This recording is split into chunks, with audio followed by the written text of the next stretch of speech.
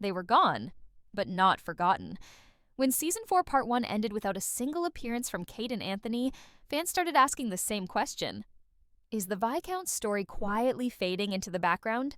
Or is something much bigger being saved for Part 2? Because what truly happens to Kate and Anthony in Bridgerton Season 4? Part 2 is not just a simple return, it changes the entire balance of the Bridgerton family. Season 4, Part 2 does not treat Kate and Anthony's return as a casual entrance. It feels earned, it feels important, and most of all, it feels powerful. Their absence in Part 1 was not neglect, it was preparation. While London society moved forward with Benedict's growing connection to Sophie, something equally significant was happening far away in India, something that reshapes Anthony completely. Anthony does not return as the same man who left. When we last saw him as the lead of Season 2, he was a man driven by duty, control, and the heavy weight of responsibility. Even in Season 3, we saw glimpses of a softer Anthony through his marriage to Kate, but fatherhood changes him in a deeper way. Season 4, Part 2 explores that transformation carefully. By the time Kate and Anthony step back into London, they are no longer simply newlyweds enjoying marital bliss. They return as parents. And in the Regency era, that changes everything. An heir means stability. It means the future of the Bridgerton name is secure. It also means Anthony's greatest fear, dying young like his father, now feels more real than ever, because now there is someone who depends on him in a way no one ever has before. This is where the emotional tension begins. Anthony's journey in Part 2 is not about romance. It is about legacy. He begins to question what kind of father he wants to be. He remembers his own childhood, the trauma of losing Edmund Bridgerton so suddenly. He remembers how that loss forced him to grow up overnight, and he becomes determined that his child will never experience that same emotional distance. Kate plays a huge role in grounding him. Her time in India was not just about giving birth in her homeland. It reconnects her with her identity, her culture, and her strength. When she returns to London, she carries that confidence with her. She is not intimidated by the tone anymore. She is not trying to prove herself. She is the Viscountess, and she knows it. Part 2 shows us a Kate who is more secure, more mature, and more powerful than ever before. But their return also shifts the dynamic inside the Bridgerton household. Until now, Violet has remained the emotional center of the family. Even when Anthony took over as head of the household, Violet still guided decisions quietly. However, Part 2 slowly begins the transition hinted at in the books, the moment when Kate and Anthony truly step into leadership. This transition is not dramatic or loud. It is subtle. Violet begins stepping back, not because she is pushed out, but because she trusts them. And that trust is important. It shows growth in Anthony. He is no longer the stubborn eldest son arguing with his mother. He is now a husband and father who listens. But the most interesting shift happens with Benedict. Benedict's love story in Season 4 is complicated. His relationship with Sophie challenges class boundaries and society's rigid expectations. And in the Regency era, the Viscount's approval is not symbolic. It is decisive. Anthony's word carries weight in the ton. If he supports Benedict, doors open. If he does not, those doors close. So the big question becomes, what does Anthony decide? At first, Anthony's instincts are protective. He worries about reputation. He worries about scandal. Now that he has a child, the stakes feel even higher. A single wrong move could damage the Bridgerton name for generations. This creates tension between the brothers. For the first time, Benedict does not simply laugh things off or hide behind charm. He stands firm. He wants love on his own terms. And Anthony sees himself in that determination. This is where Part 2 becomes emotionally layered. Anthony remembers how society nearly kept him and Kate apart. He remembers choosing love over expectation. And slowly, that memory softens him. Instead of being the strict head of the family, he becomes the brother who understands. Meanwhile, Kate develops a quiet but meaningful connection with Sophie. As someone who also entered the Bridgerton family from outside the Tun's traditional structure, Kate recognizes Sophie's fears. Their conversations become powerful because Kate represents what is possible. She is proof that love can rewrite rules. This parallel storytelling strengthens both relationships, Benedict and Sophie's present struggle, and Anthony and Kate's past journey. But the true emotional heart of Part 2 lies in one simple truth. Kate and Anthony are no longer the center of the story, yet their presence holds everything together. They are the foundation now. Their marriage is stable, their love is mature, there is no dramatic misunderstanding between them. Instead, we see partnership, we see teamwork, we see two people who have already survived their storm and now help others weather theirs. And that stability is refreshing in a show filled with longing and tension. However, there is still one lingering question that adds suspense. Does Anthony fully let go of control? Or does his fear of losing everything push him into making one decision that could hurt Benedict deeply? Season 4. Part 2 does not rush this answer. It builds it carefully. Because Anthony's evolution is not about becoming perfect. It is about learning balance between duty and love, between tradition and change, between protecting the family name and allowing the family to grow. And by the end of this section of the story, one thing becomes clear. Kate and Anthony's return is not fan service. It is essential. Without them, the Bridgerton house feels incomplete. But with them, the emotional stakes rise higher than ever before. And this is only the beginning of what truly happens when the Viscount and Viscountess step back into London society.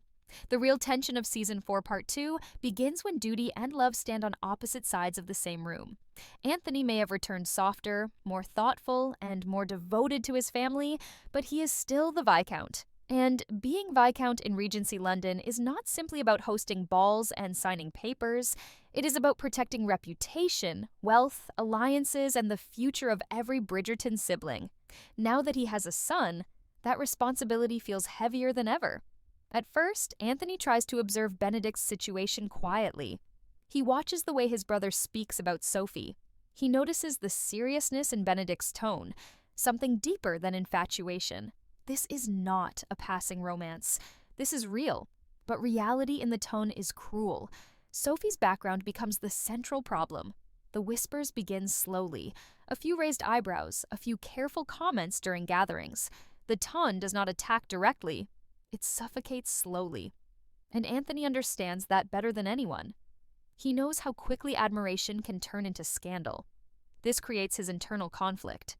On one side, he is the older brother who wants Benedict to find happiness. On the other side, he is the head of the family who must think long-term. If Benedict marries beneath his rank, the Bridgerton name could lose influence. Future matches for his sisters, even for his own children one day, could be affected. For the first time in the season, Anthony appears distant. Not cold, but calculating. Kate notices immediately. Their marriage in Part 2 is built on honesty. So instead of silent tension, we see real conversations. Kate challenges Anthony in a way no one else can.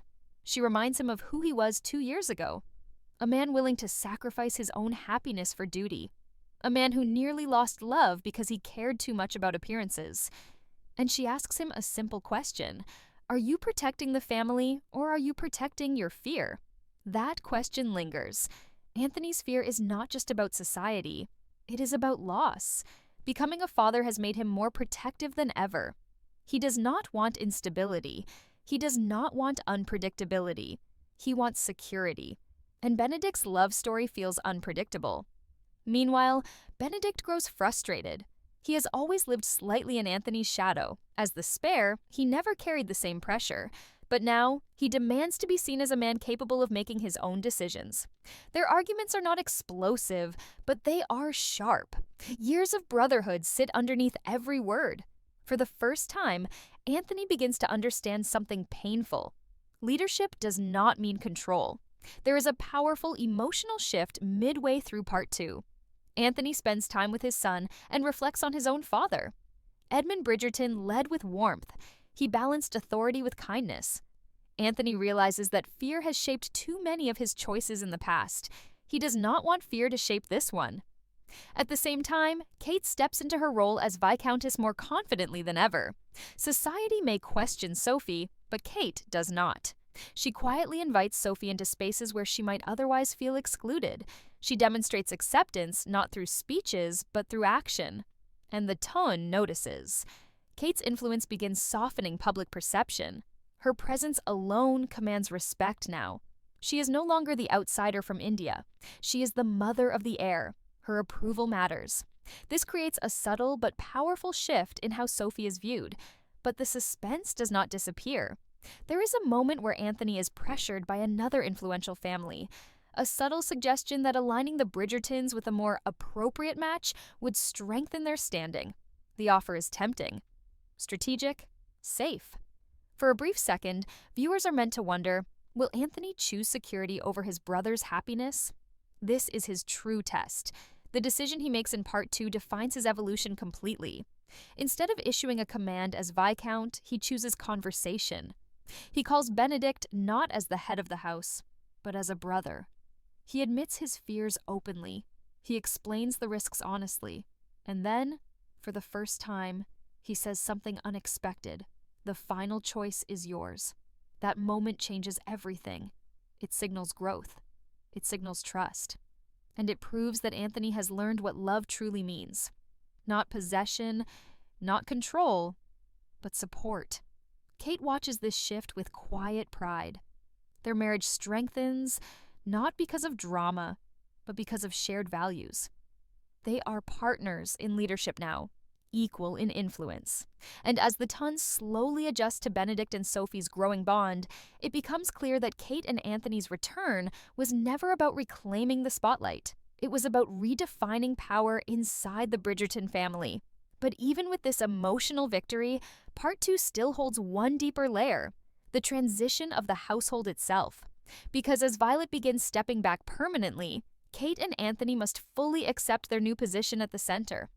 And stepping into the center means facing responsibilities neither of them can avoid anymore. The Viscount and Viscountess are no longer simply symbols of romance. They are the future of the Bridgertons. And the final chapters of Part 2 will test whether they are truly ready for that role. Season 4, Part 2 quietly builds toward a moment that feels inevitable: the full transition of authority inside Bridgerton House.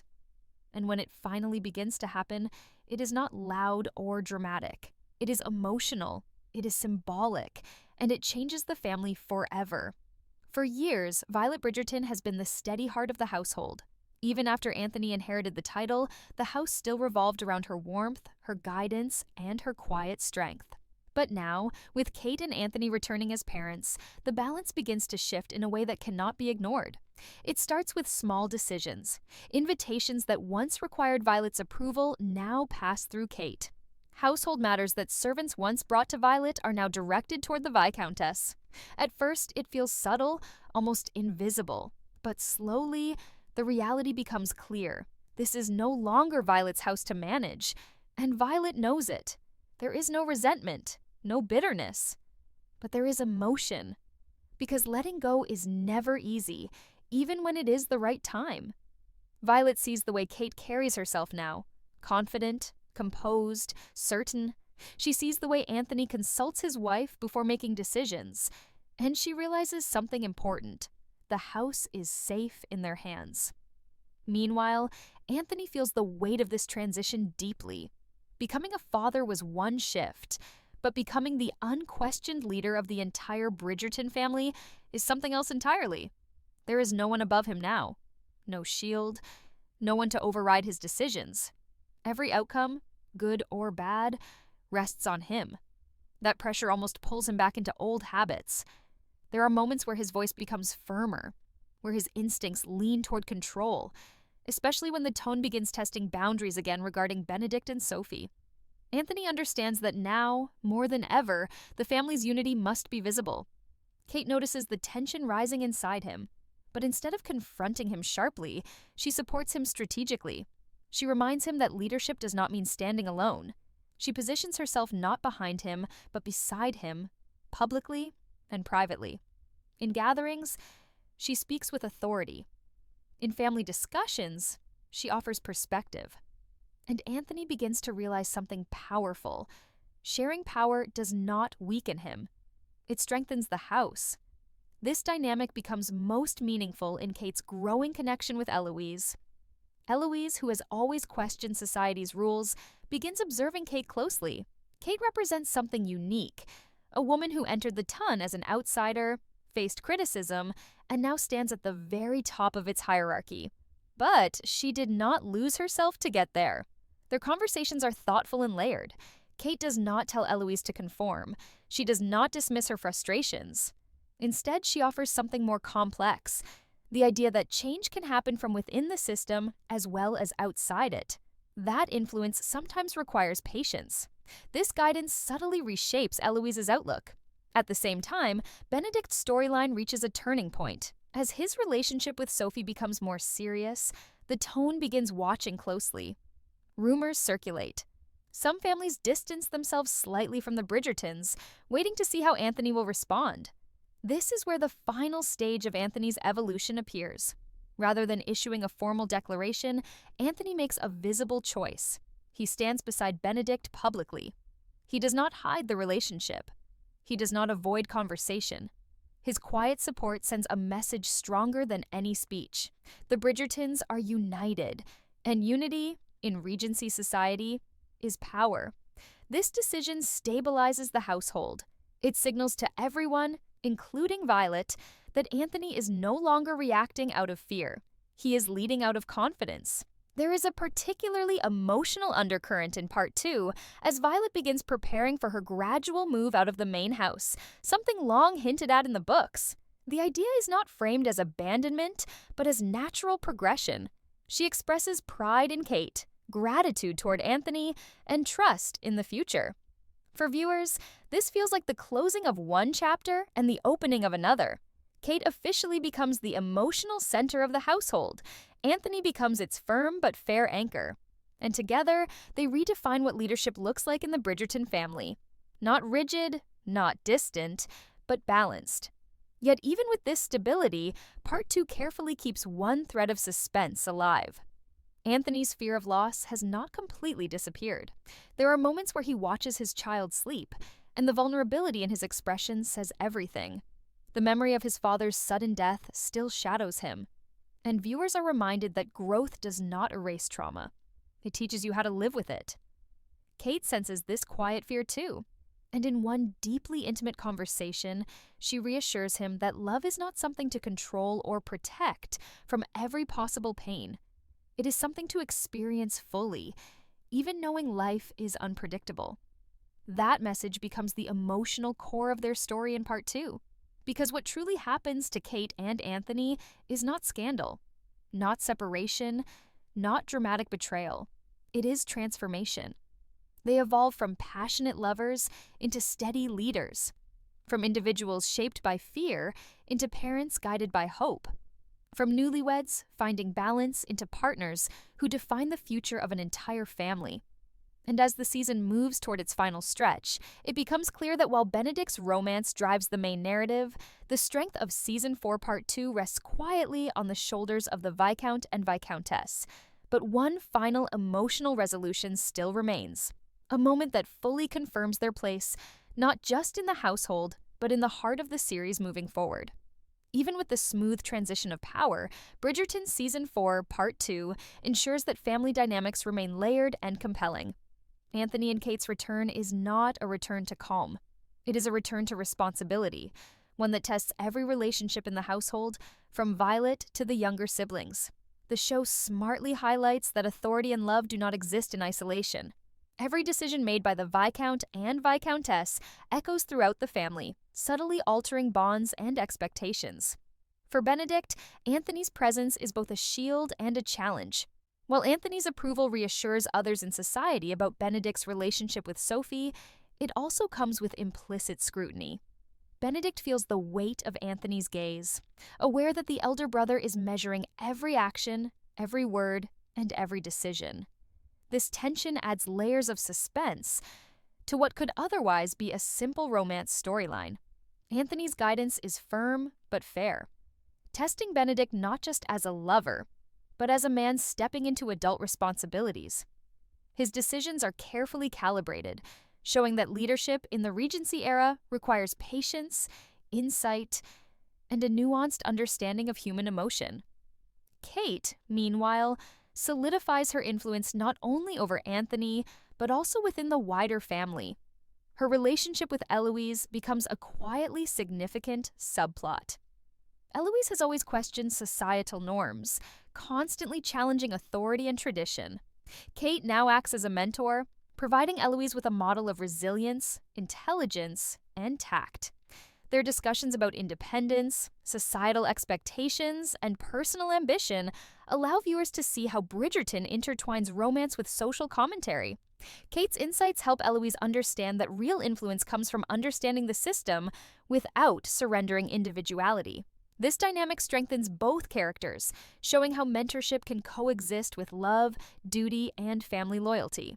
At the same time, Violet's decision to step back creates subtle but meaningful tension. She does not relinquish control abruptly. The process is gradual, punctuated with moments of nostalgia and reflection. The scenes in Part 2 highlight the quiet power of experience.